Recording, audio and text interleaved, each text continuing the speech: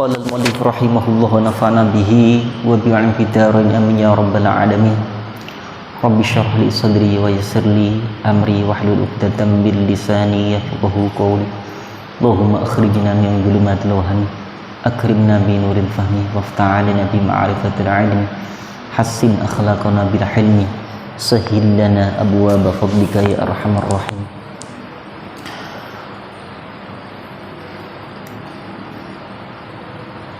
Qala Rasulullah sallallahu alaihi wasallam, innal mayyita la yu'adzibu bibukai ahlihi alaihi. Kalimatnya apa? La yu'adzabu wa la yu'adzibu. Ya, bina majhul. Inna sesungguhnya al mayyita, seorang mayit,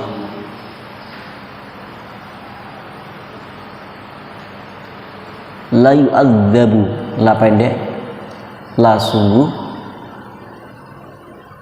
yu'adzabu disiksa,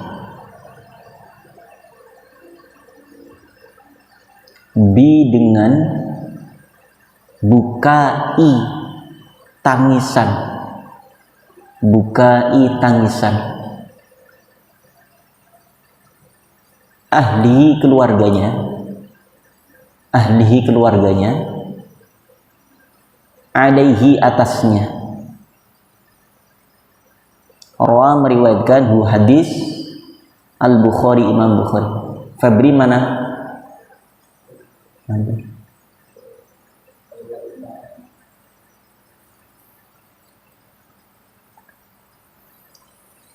Jadi ketika ada seorang keluarga, salah satu di antara keluarga itu dipanggil oleh Allah, lalu dia menangis, tapi tangisannya itu dengan raungan, bahkan sampai menyakiti diri sendiri karena tidak terima dengan kematian saudaranya, kematian keluarganya. Ini kasihan si mayit. Si mayit justru akan mendapatkan siksaan dari Allah Subhanahu wa ta'ala. Kalau nangis saja boleh nggak? Keluarga meninggal, kemudian kita menangis, boleh saja, boleh. Tapi dimaksud di sini dibuka ya, dia adalah tangisan yang tidak terima dengan takdir Allah, tidak terima dengan ketentuan Allah. Dia demo, seakan-akan gak terima dengan keputusan Allah, padahal semuanya adalah milik Allah. Jangankan nyawa keluarganya, orang yang dicintainya, anaknya, bapaknya, nyawa dirinya saja gak bisa mempertahankan saat Allah ingin mengambil. Karena ada, ya, tentunya hadis ini disampaikan Rasulullah karena ada peristiwa yang melatar belakangi adanya peristiwa itu, sehingga turun hayati hadis ini. Kalau dalam ayat Al-Quran namanya asbabun nuzul, kalau dalam hadis apa namanya? Asbabul wurud. Jadi dia meraung-raung, tidak hanya 1 menit, 2 menit, sejam, 2 jam, bahkan berhari-hari enggak terima, kemudian mencakar-cakar mukanya, merobek-robek pakaiannya, memecahkan semua barang yang ada di rumahnya. Nah, ini akan menyakiti si mayit itu. Yang kemarin, hadis yang sebelumnya, mayit pun akan tersakiti dengan apa? Dengan pembicaraan orang-orang yang membicarakan keburukan. Itu pun nggak boleh. Nah, lalu yang kedua, tidak boleh ada raungan. Kalau nangis saja sedih biasa, itu wajar. Keluarga meninggal sedih biasa, boleh. Yang nggak boleh adalah ada raungan, ada ketidakrelaan dengan keputusan Allah, karena semuanya Allah sudah sampaikan. Alladzina idza asabathum musibah qalu inna lillahi wa inna ilaihi raji'un. Itu sudah menjadi keniscayaan, satu kepastian bagi kita semuanya. Inna lillahi, kita milik Allah, langit bumi punya Allah, roh jasad kita milik Allah. Kalau yang punya ngambil, hanya kita mengucapkan, dibimbing oleh Allah. Caranya bagaimana? Inna lillahi, kami milikmu ya Allah, ayah kami milikmu ya Allah, ibu kami milikmu ya Allah, wa inna ilaihi raji'un, dan kami bahkan ya Rabb, tidak hanya ayah kami, ibu kami, keluarga kami, bahkan kami, inna, kami semua ilaihi, pada Allah, padamu ya Allah, raji'un, kami akan kembali. Paham ya hadis ini? Ini bisa disampaikan kepada keluarga ketika saat di dalam menyampaikan tausiah, hikmah, takziah, yang di situ salah satu keluarga mungkin belum bisa menerima kehilangan atau atas wafatnya keluarganya. Ini hadis ini satu nasihat buat mereka supaya gak ada raungan tangisan yang berlebihan, yang melampaui batas dalam kesedihannya. Sedih boleh, ya, menangis boleh, jadi maksudnya dibukai syadid, dengan tangisan yang tidak ridho, tidak rela dengan keputusan Allah Subhanahu wa ta'ala, menyakiti dirinya, bahkan sampai mengatakan begini, ini hati-hati deh. Misalnya ada seorang keluarga, suaminya meninggal, lalu istrinya ngomong begini, siapa nanti yang ngasih makan anak saya? Ini satu kesyirikan kalimat itu. Artinya sudah seakan-akan nggak percaya bahwa Allah akan menjamin rezeki semua hambanya, makhluknya yang ada di muka bumi ini. Selama itu dia belum punya suami, siapa yang ngasih rezeki? Allah. Jangankan anak yang sudah lahir, yang belum lahir ke dunia, di dalam rahim, itu pun dijamin oleh Allah rezekinya. Begitu lahir, Allah siapkan jaminan rezeki untuknya. Dia kan tulang punggung keluarga. Gimana nanti saya? Siapa yang ngasih makan saya? Coba, siapa yang ngasih makan saya? Hati-hati kalimat ini, bisa merontokkan, menghancurkan akidah. Ya, jangan sampai ada kalimat itu keluar. Tentunya Allah yang akan menjamin semuanya, yang akan membagi rezekinya, sudah disiapkan oleh Allah Subhanahu wa ta'ala. Bahkan di dalam ayat hadis yang kemarin, ya, masih ingat hadisnya, innar rizqa la yatlubul abda aktsara mimma yatlubu ajaduh. Hadis yang ke-306. Sungguh Allah tidak akan mewafatkan seseorang, mematikan seorang.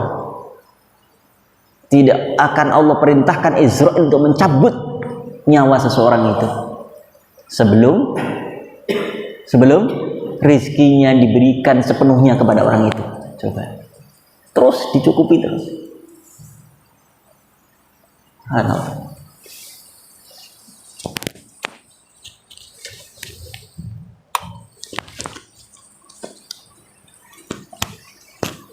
Ya, jelas ya.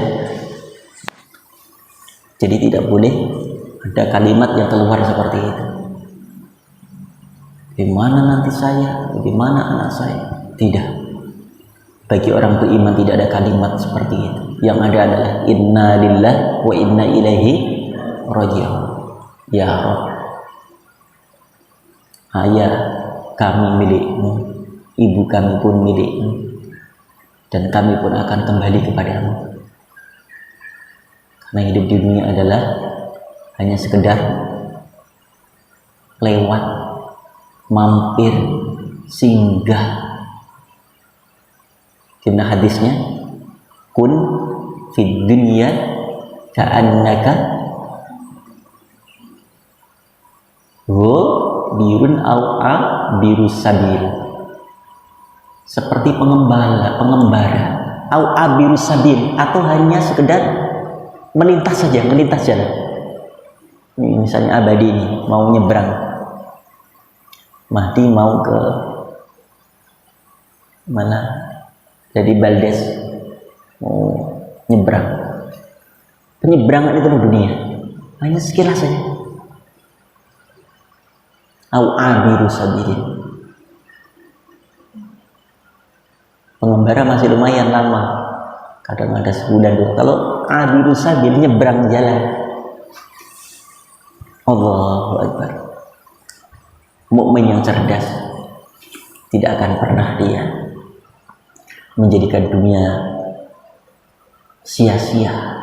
Maka jadikan dia, anak-anakku, setiap saat, setiap waktu, apapun aktivitas kita minta kepada Allah. Jadikan ini ibadah di sisimu ya Allah. Abi pun begitu, ketika olahraga, Abi keluar dari rumah minta dan mohon kepada Allah. Bismillahirrahmanirrahim.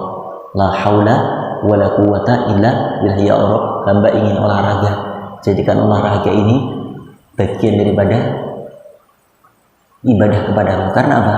Kalau badan hamba sehat, ibadah hamba jadi nikmat ya Allah. Jadi niatnya menjaga stamina, menjaga organ tubuh yang Allah amanahkan kepada kita supaya tetap sehat. Dengan sehat, ibadah nikmat. Dengan sehat, dakwah menjadi nikmat. Dengan sehat, mengajar menjadi nikmat. Nah, sehingga apa? Setiap semesan kita, gerak kita, semoga dijadikan seperti berzikir kepada Allah. Ambil kita seperti tasbih. Ini kan semesan kita seperti baca takbir.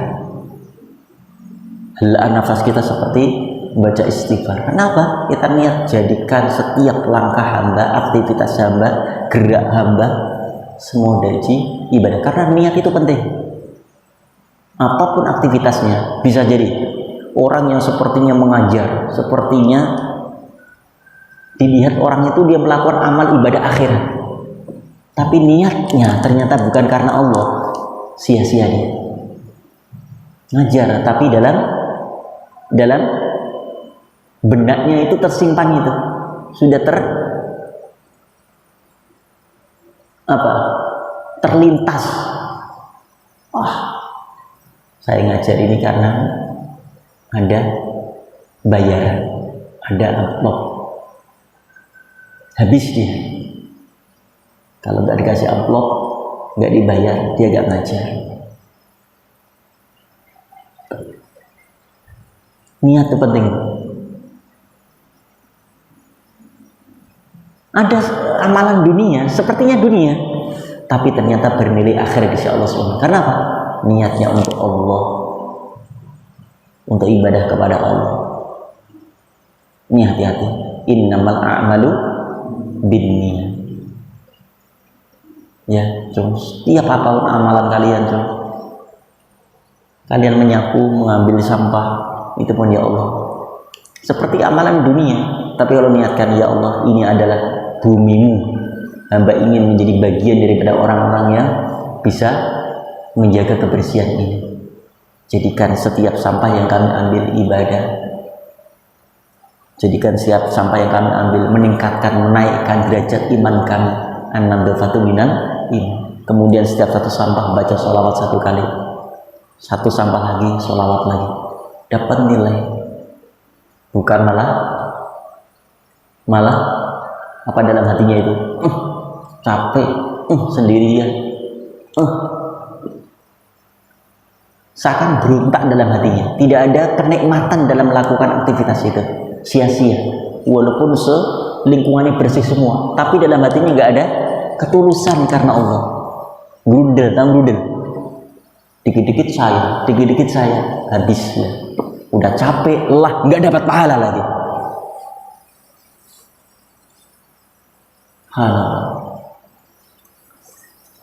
Bismillahirrahmanirrahim.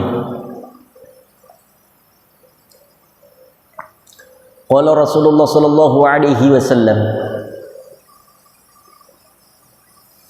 inna, apa kalimatnya? Hah? Hadasta apa? Khuddista anna rajulan zala an khilqihi fala tusaddiq wa tusaddaq. Hah? Tusaddiq wa in khuddista anna jabalan zala an makanihi fasaddaq. Rawahu Ahmad. Bismillahirrahmanirrahim. Inna, sesungguhnya,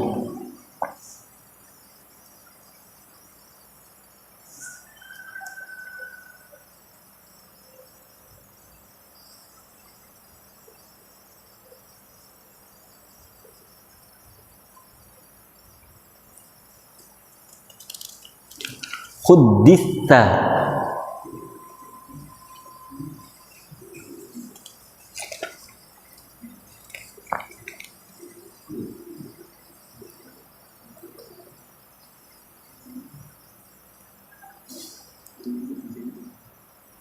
engkau membicarakan atau dibicarakan, anna, sungguhnya, rajulan, seorang laki-laki,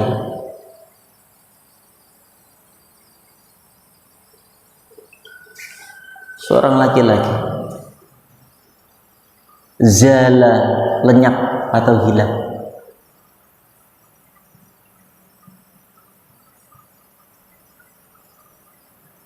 an, dari,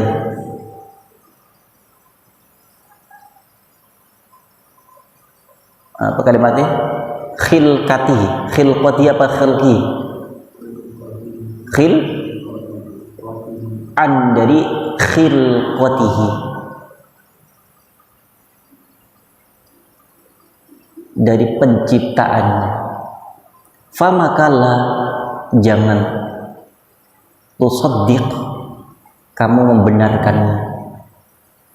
Wa inna, wa dan inna, sungguhnya, khudditha, jika dibicarakan, anna, sesungguhnya, jabalan, gunung, zala, maka akan lenyap, an, dari makanihi, tempatnya, fasaddaq, famaka saddaq, maka benarkanlah.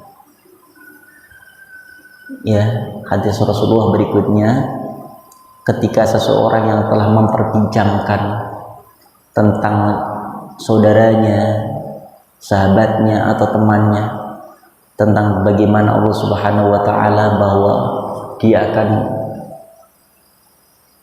menghilangkan rezeki seseorang, maka tidak menjamin dengan kematian keluarganya lalu hilang rezeki untuk keluarganya, maka wajib kita tidak akan pernah membenarkan kalimat itu, perkataan itu, ya, seperti tidak mungkinnya, ya, ketika ada orang yang berbicara tentang bahwasanya gunung itu akan lenyap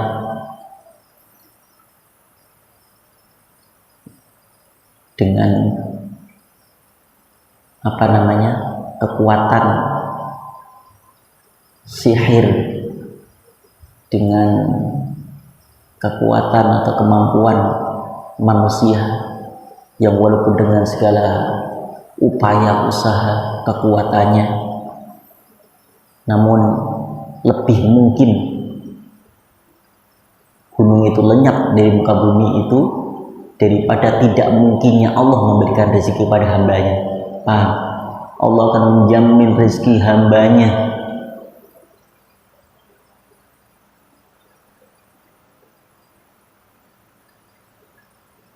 sampai batas di mana hamba itu sudah menemui ajalnya, dijamin oleh Allah Subhanahu wa taala. Itu lebih mungkin hilangnya apa? Hilangnya apa? Gunung dari muka bumi. daripada tidak mungkinnya Allah memberikan rezeki kepada hambanya atau makhluknya. Wa ma min dabbatin fil ardi illa 'alallahi rizquha. Jangankan manusia, bahkan melata, binatang melata yang kecil, hitam, pekat di tengah hutan, tetupan dengan bebatuan, dijamin rezekinya oleh Allah. Nyamuk saja, itu nyamuk yang bagaimana ketika saat nyari rezeki itu nyawa taruhannya. Gitu ngambil darah itu dia jihad loh. Karena apa? Ngambil makanan itu nyawa taruhannya. Subhanallah. Itu pun dijamin rezekinya oleh Allah Subhanahu wa taala. Cicak yang tidak bisa terbang, rezekinya justru binatang yang bisa terbang. Coba, dia nggak melompat kemana-mana, tapi rezekinya didatangkan oleh Allah. Saat dia lapar, saat dia haus, semua disiapkan oleh Allah Subhanahu wa taala. Itu yang nggak bisa hanya menempel di dinding, tapi rezeki didatangkan oleh Allah tepat waktunya, tepat pada saat keperluannya.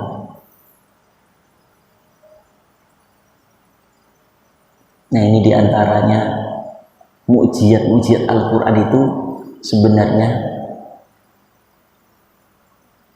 amat sangat jelas yang sudah Allah perlihatkan di dalam ayatnya.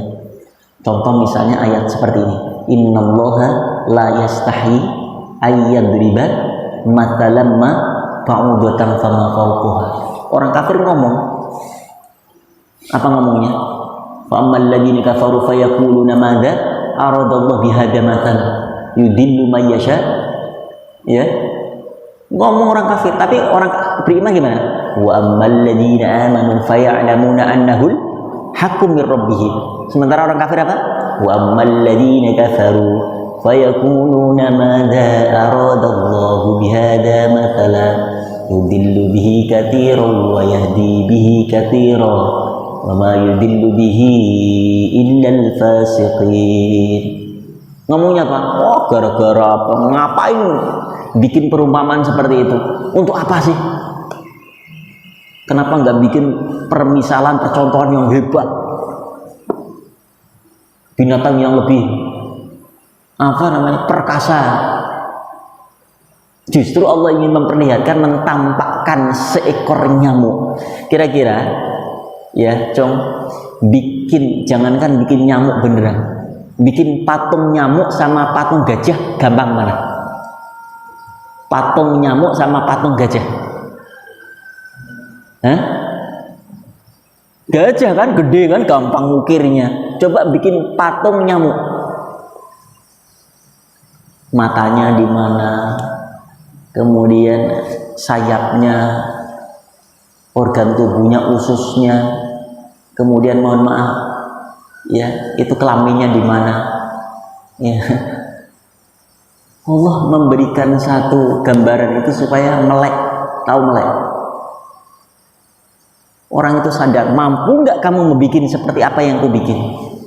Di dalam usus organ tubuh nyamuk itu ternyata ada darah yang mengalir, ada organ tubuh jantungnya, paru-parunya, kemudian di sela-sela darah yang mengalir itu ada kuman, kuman itu ada organ tubuhnya. Bisa enggak?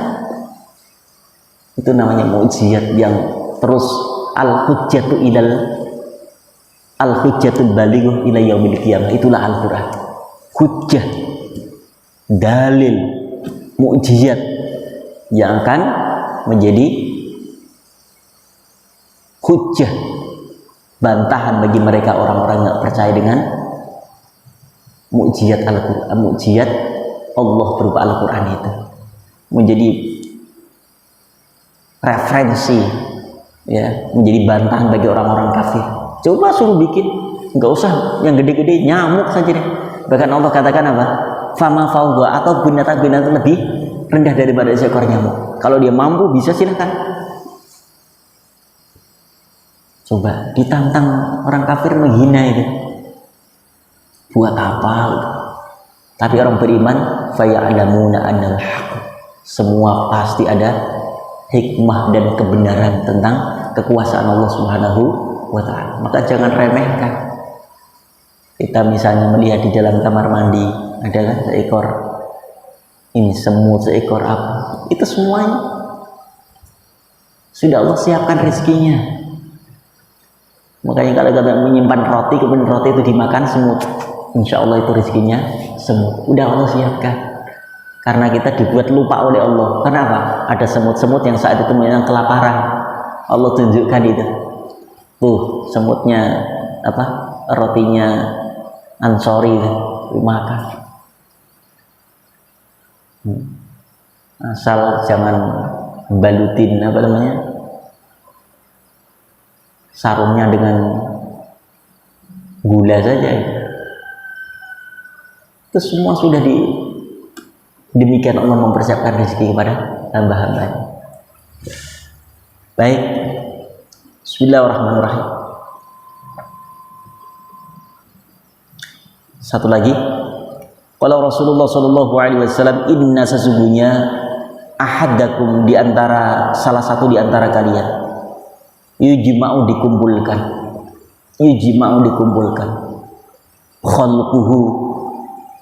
khalquhu penciptaannya, fi dalam batni perut ummihi ibunya. Kita semua sudah pernah kan masuk dalam perut ibu? Ada yang 4 bulan, 5 bulan, 6 bulan, 7 bulan, 9 bulan. Fahrul berapa bulan di perut ibu? Setahun, ada setahun. Hah? 9 bulan. Golibuhu itu ya antara tis'ah atau berapa rata-rata 8-9 bulan, ada setahun juga ada juga sampai berapa tahun, 4 tahun, 4 tahun juga ada. Siapa 4 tahun? Imam Syafi'i. Coba 4 tahun fi batni ummihi arba'ina yauman, 40 yauman hari, nutfatan berupa nutfah. Apa nutfah itu?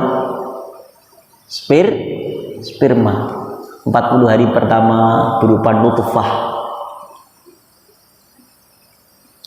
Summa kemudian yakunu menjadi apa nutfah itu, alaqatan segumpal darah.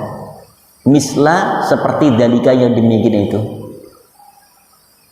Summa kemudian yakunu menjadi apa alaqah mudghatan segumpal daging. Misla seperti dalika yang demikian itu. Summa kemudian yab'atsu mengutus Allah ilaihi kepadanya, ilaihi untuknya, mengutus apa malakan malaikat, wa yu'maru dan diperintahkan. Siapa malaikat? Bi arba'i kalimatin, bi dengan arba'i 4 kalimat. Apa ya perintah Allah 4 kalimat itu? Wa yuqalu dan yuqalu, dikatakan lahu kepadanya, diperintahkan kepada malaikat langsung. Allah Subhanahu wa taala memerintahkan. Apa perintahnya? Uktub ilmahu wa rizqahu wa ajalahu. Uktub, tulislah.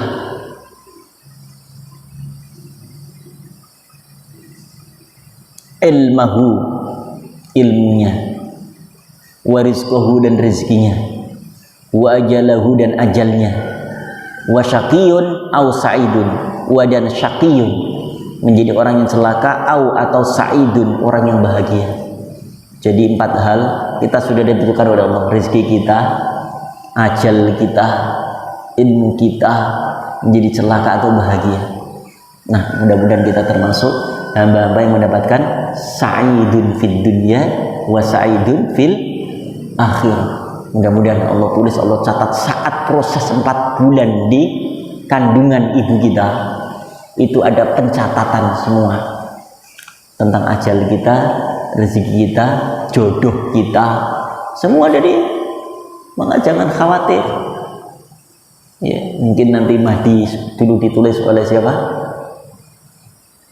Ketetapan Allah sudah ditentukan, ditulis para malaikat Allah. Jodohnya Mahdi sama Reva, itu udah ada tulisannya di sana. Ya. Ansori sama siapa? Nurul misalnya. Udah ada tulisannya. Abadi sama siapa? Niswah. Nah, itu sudah ada tulisannya semuanya. Tapi kita nggak tahu. Karena itu rahasia Allah. Nggak ada satupun di antara kita yang tahu tulisan itu. Nah, gimana caranya, ikhtiarnya untuk menemukan jodoh yang sudah disiapkan oleh Allah kita kepada kita, yang sudah disiapkan oleh Allah untuk kita? Ikhtiarnya apa? Pertama, berdoa. Yang kedua apa? Setelah berdoa, apa ikhtiarnya? Banyak silaturahim. Jangan pengen nikah di rumah, kesana nggak mau, kesana nggak mau, kesana nggak mau. Ya akhirnya menutup dirinya. Gitu. Banyak seperti ini kan, akhirnya pertemanan ini seperti Fahrul berteman dengan siapa ini? Siapa? Hah? Naji. Ternyata Naji punya keponakan gitu kan. Akhirnya Fahrul, karena silaturahim. Kalau nggak kenal nggak akan mungkin. Nah itu diantaranya. Nanyalah Fahrul, Naji, katanya punya ponakan cantik ya. Sudah hafidh. Akhirnya apa? Terjadilah komunikasi itu. Akhirnya berlanjut. Ya sudah, kenalin ya. Dan tidak sedikit seperti itu. Antara teman, silaturahim, kemudian temannya punya adik, temannya punya kakak. Enggak menutup kemungkinan. Itu diantaranya ikhtiar kita. Dan Rasulullah seperti itu. Iya. Ada seorang sahabat punya anak perempuan, sahabat lagi punya anak laki-laki, disilaturahimkan. Ya Rasul punya anak laki-laki ini, ya sudah, ayo dikenalin aja, dita'arufkan. Karena ada orang yang sudah deh, jangan sampai berikut. Itu kan sudah menjadi ketentuan Allah, ketetapan Allah. Ya sudah, nggak usah nyari, nanti juga datang sendiri. Mbokmu. Ya kan?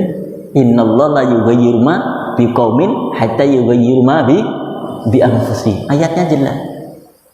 Ada usaha, ikhtiar,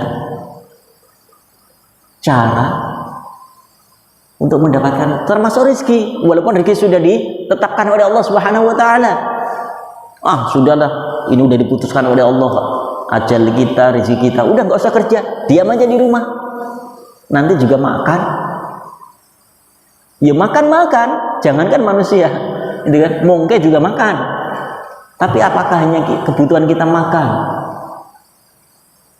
Kalau makan semua disiapkan oleh Allah, makan. Kan kita perlu ikhtiar apa? Mengais rezeki Allah. Dengan harapan apa? Bisa memenuhi kebutuhan rumah tangganya, keluar di sana, jualan ini, buka toko ini. Itu ikhtiar, bagian ikhtiar. Ya, karena pernah dicoba ini, bahwa semua rezeki sudah dijamin oleh Allah. Ada seorang, sebut aja namanya Abid, dia pergi ke hutan, ingin mencoba, ingin tahu dengan bagaimana cara Allah ngasih rezeki. Saat nanti saya di tengah hutan, kemudian dia minta diikat oleh saudaranya, diikat tangannya, diikat kakinya, kemudian disandarkan di mana? Satu pohon yang besar. Dia ingin pokoknya tahu bahwa memang benar-benar sih, dia ingin uji Allah. Yang kurang ajar kan, pengen uji Allah. Bener nggak sih saya ini akan dapat rezeki dari Allah tanpa kerja sekalipun? Bener. Dia minta diikat tangannya, diikat kakinya, kemudian diikat, disandarkan di pohon yang besar di tengah hutan. Benar, apa yang terjadi? Waktu makan, burung-burung itu datang bawa makanan, nyuapin mulutnya. Ada pisang, mungkin datang bawa pisang, iya kan? Ada, wah, di hutan itu segala buah-buahan udah disiapkan oleh Allah di sana, semuanya. Nah, akhirnya siapa? Si Abid ini dia mencoba menutup mulutnya. Seekor burung kemudian datang, matokin mulutnya dia supaya mau membuka mulutnya, ingin disuapi. Coba bayangin saja. Ada lagi orang yang mencoba dengan cara lain. Dia mencoba nggak ingin kerja deh, pokoknya ingin di rumah saja. Itu tuh kalau sudah rezekinya akan datang juga katanya. Benar, dia nggak ngapa-ngapain, hanya di pinggir jalan kemudian duduk saja. Ternyata rezeki dihantarkan oleh Allah Subhanahu. Terus kemudian dia ngomong apa? Wah, saya nggak usah kerja. Kemudian terdengar oleh seorang ulama yang cukup terkenal, Hasan Al-Basri. Kalau kamu memang ingin mendapatkan rezeki tanpa susah, menunggu dan menanti pemberian orang, pada Rasulullah SAW menyampaikan, ya al-yadul ulia khairun min yadis sufla. Tangan yang di atas lebih baik daripada tangan yang di bawah. Mau ikut mana kamu? Mau menjadi orang pemberi atau peminta? Wah, Abid ini, wah, enak pemberi dong. Nah, ya sudah, ikhtiar. Jangan begini saja. Nah, menjadi gambaran kita. Ya dah, Jom. Allah. Baik. Nah, termasuk hari ini, pagi ini, pertemuan ini, Jom. Nggak ada kalimat namanya kebetulan. Jangan sekali-kali ya anak-anakku mengucap kebetulan, Abi. Kebetulan. Nggak ada kebetulan. Sekecil apapun peristiwa demi peristiwa yang terjadi di muka bumi ini, nggak ada kebetulan. Karena sudah ketentuan Allah. Fakhrul mondok di sini. Ya. Siapa? Hafid mondok di sini. Abadi, Mahdi, semua ditentukan oleh Allah. Yang gerakkan siapa? Allah. Yang memilihkan siapa? Allah. Hanya kisahnya aja, ketemu ini, ketemu itu, ketemu ini, ketemu itu. Sudah disebutkan. Bahkan kejadian peristiwa ini sering kita sudah dimimpikan oleh Allah. Pernah nggak kira-kira? Ada kejadian yang belum terjadi kepada diri kita, tapi sudah dimimpikan oleh Allah sebelumnya. Pernah nggak? Misalnya Fakhrul pergi ke satu tempat, misalnya kayak kemarin ngimami di Pertamina Cilacap, gitu kan? Mimpi sebulan sebelumnya kayaknya, gimana ini ya? Kayaknya pernah deh saya kesini. Kapan ya? Oh, ternyata mimpinya sudah sebulan yang lalu, kejadiannya baru hari ini. Itu tinggal mutar ulang saja. Perjalanan hidup kita sudah di setting oleh Allah. Dan Abi sering sekali itu menemukan itu, dimimpikan seperti itu. Di antaranya adalah saat pergi menunaikan ibadah haji. Itu persis Abi tanggal 17, tanggal 5 Ramadan itu dimimpikan oleh Allah. Mimpinya apa? Mimpi haji. Sampai ngigo Abi itu masih membaca kalimat talbiyah, labbaik Allahumma labbaik, labbaik la syarika laka labbaik, innal hamda wan ni'mata laka wal mulk la syarika lak. Dibangunkan sama Umi. Abi bangun. Masih terngiang-ngiang betapa nikmatnya saat itu kita mengitari Ka'bah Baitullah, mendekati Ka'bah Baitullah dengan kalimat lantunan talbiyah itu, rukuk sujud di depan Ka'bah Baitullah. Persis suasana mimpi ya. Tapi kita saat itu belum ada baru-baru kemampuan berhaji gitu kan. Tapi ada keinginan, iya keinginan, doa iya. Tapi secara finansial belum ada. Apa yang terjadi? Abi bangun karena pas saat itu jam 2 ya, jam 2 bulan Ramadan, jam 2 bangun, ambil air wudhu, tahajud. Lalu Abi minta, ya Allah, jadikan mimpi ini segera menjadi kenyataan. amat sangat mudah bagimu ya. Subhanallah, tanggal 17 Ramadan cash dibayar oleh Allah. Nabi dipanggil seorang jamaah, ditanya, Ustaz, apakah sudah haji Ustaz? Belum Bunda. Ya sudah, besok ke rumah ya, bawa KTP. Lalu daftarin di Margonda tahun 2006 waktu itu. Daftar tanggal 18-nya Syawal, Dzulqa'dah, alhamdulillah berangkat. Karena tahun itu belum ada antrian. Daftar saat itu, berangkat saat itu.